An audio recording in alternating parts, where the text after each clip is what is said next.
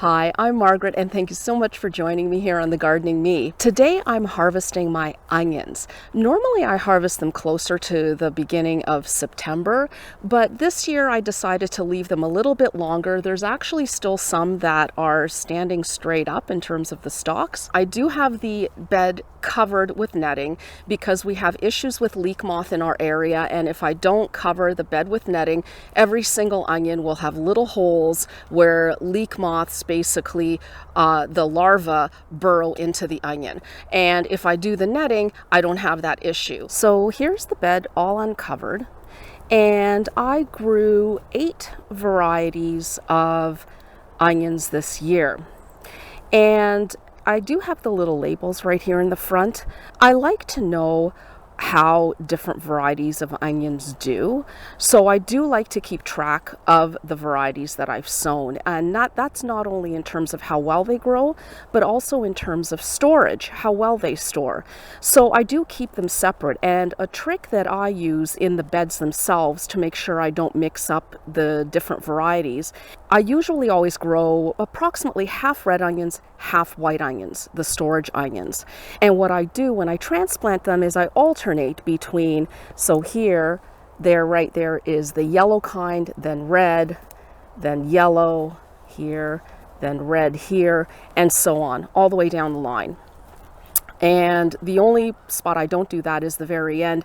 These are a couple of sweet onion varieties that I grow, and one is a new to me variety, and just from looking at this, it looks like that one far surpassed my traditional one that I grow, which is the Ailsa Craig. So in terms of harvesting onions, now if you're going to eat the onions fresh and just pull them up and eat them, you can do that anytime. You don't have to wait for the tops to fall over.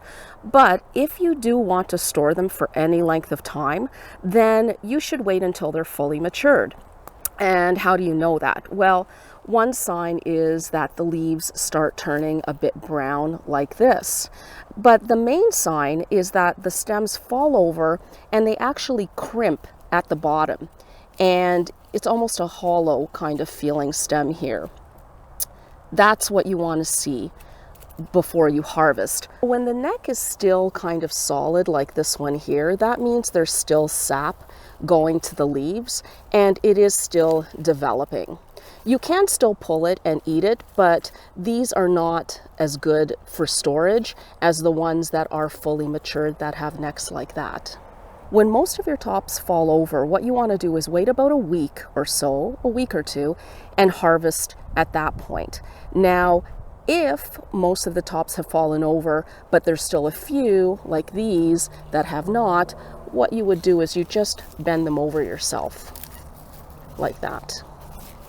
And then a week or two later, then you can come by and harvest. I didn't do that, obviously, so what I'll be doing, this looks like a tiny onion anyway, what I'll be doing with this one, for example, and anywhere the necks are still pretty firm, is I'll just be setting those aside, and those I will be eating first. So I have my cart right here, and I am just going to start on one end and harvest all the way down. At the end, I will just show you each of the individual varieties that I grew, but for this part, I think I'm going to speed things up.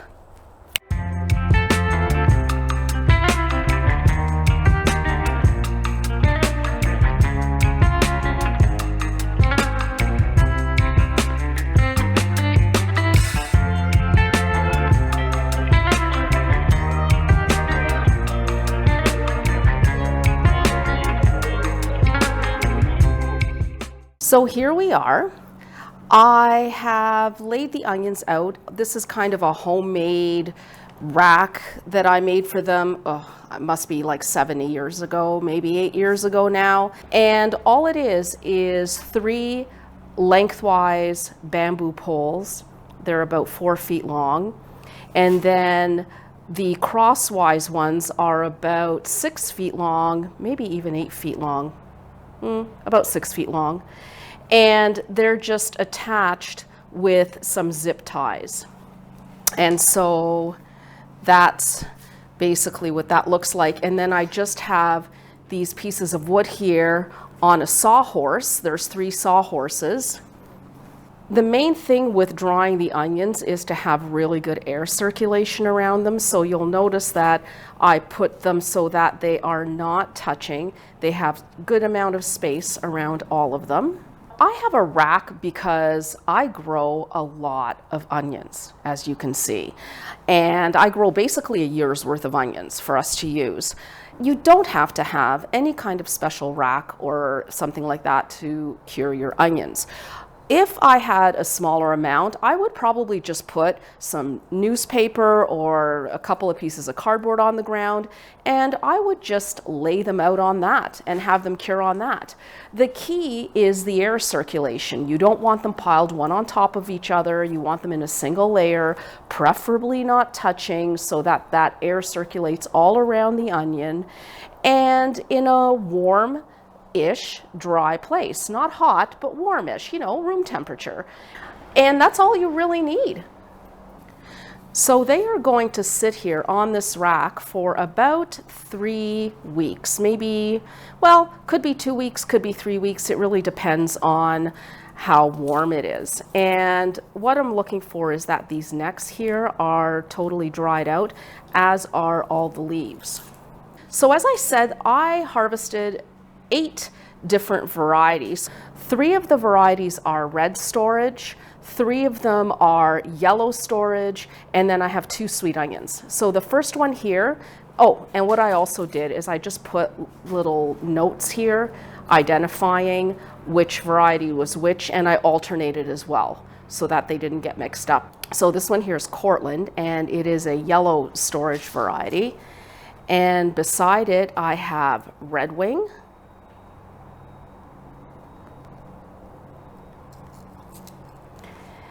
This is the first time I've grown Cartier, which are these, and they're quite small compared to the other ones I've grown. So I don't mind small as long as it's not really, really small where it becomes impractical and you have to cut up 3 or 4 onions just to get one large onion. So we'll hold off judgment on that, because if these store really, really well, which is the other consideration with onions, then I don't mind ones that are more of a kind of small to medium size.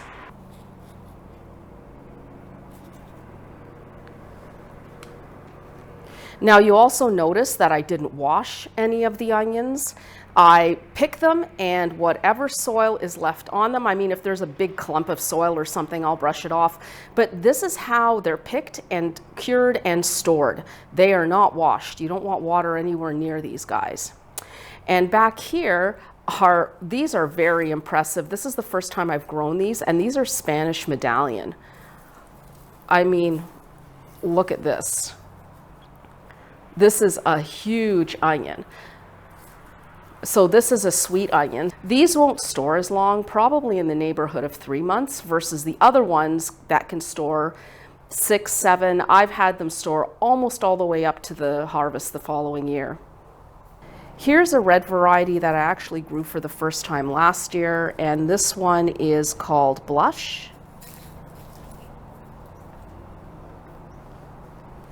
And behind it is a new to me variety of yellow storage onion called Talon. And then behind that is another new to me variety. This one's red, and wow, these are impressive for size. This is Red Mountain, and the size on these is awesome. Really, really like that. You gotta love a large onion like that, because all you need is one, versus these kind of onions. If you want a small onion, that's great, but if you want a medium or large onion, then you have to cut up a couple. And the last but not least is Ailsa Craig, and this is another sweet onion. I have grown these in the past, and they have gotten quite a bit larger than this. So I'm not exactly sure what the story was this year. I did plant them out a little bit late, and I also think I started the onions like a week or 2 later than I wanted to, but they're still a good size. I mean, this is a good size onion. In another 2-3 weeks, I'm going to clean these up, cut off the dried stems, and put them in the basement. As you can see, I love onions and I love variety in onions. So if you have grown a variety of onion that you particularly like, that's done really well for you, or that's stored really well over the winter, I would love to know about it. So let me know in the comments. I think that's it. So thank you so much for joining me today, and we will see you next time. Bye. So this one here is Cortland, and it is a, whoops. Oops, there we go.